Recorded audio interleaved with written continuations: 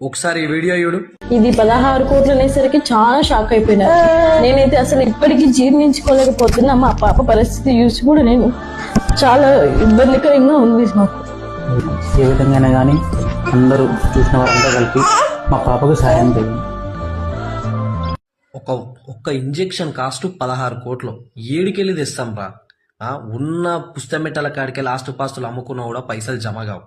ఫైనల్గా వచ్చిన ఒకే ఒక ఆప్షన్ ఒక స్టేజ్కి ఏందంటే, వానర సైన్యం మొత్తం దలుచుకుంటే రావణలంక కాష్టాలను చేసినట్టు, సోషల్ మీడియా మొత్తం దలుచుకుంటే రాత్రి నాన్ వేసిన అంటోని పాతాళానికి దొక్కిన మనము మనతోటి ఎందుకు కాదు తలా ఒక్క చెయ్యి వేసి ₹1 ఎందుకు కాదు సెండ్ చేస్తే ఆ పాపను బతికించే తమ్ము మనకు లేదా? నేను అక్కతోటి ఫోన్ చేసి మాట్లాడడం జరిగింది.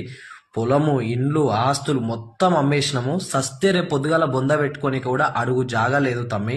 ఆత్మాభిమానం చంపుకొని కొంగు చాపి మీ కాళ్ళు మొక్కి అడుగుతున్నా, నా బిడ్డను బతికిరి అన్నది. నాకు మస్తు బాధ అనిపించింది భయ్. మా ఇంటి ఆడవిల్లనే కదా, ఏ ఇంటి ఆడవిల్లైనా నా ఇంటి ఆడవిల్లతోనే సమానం. మన సోషల్ మీడియా తలుచుకుంటే ఆ పాపను బతికించడం పెద్ద కష్టమా? ఇట్లా బతికిస్తాం. దయచేసి అన్నలు, అక్కలు ఎవరన్నా ఉన్నా సరే, ఇది ఫోన్ కాదు మీరు చూసేది, మీ కాళ్ళు అనుకోరి. ఆ అక్క తరపున నా తరపున నేను కూడా దండం పెట్టి అడుగుతున్నా, తలా ఒక చేయేద్దాం, ఒక ప్రాణాన్ని కాపాడుతాం. ఒక్కసారి ఆలోచించోరి ప్లీజ్. వీలైనంత మందికి షేర్ చేయండి. ఒక నిండు ప్రాణాన్ని కాపాడుకుందాం. మీరు పంపించే ₹1తోటే ఆ పాప ప్రాణం ముడిపడి ఉందేమో.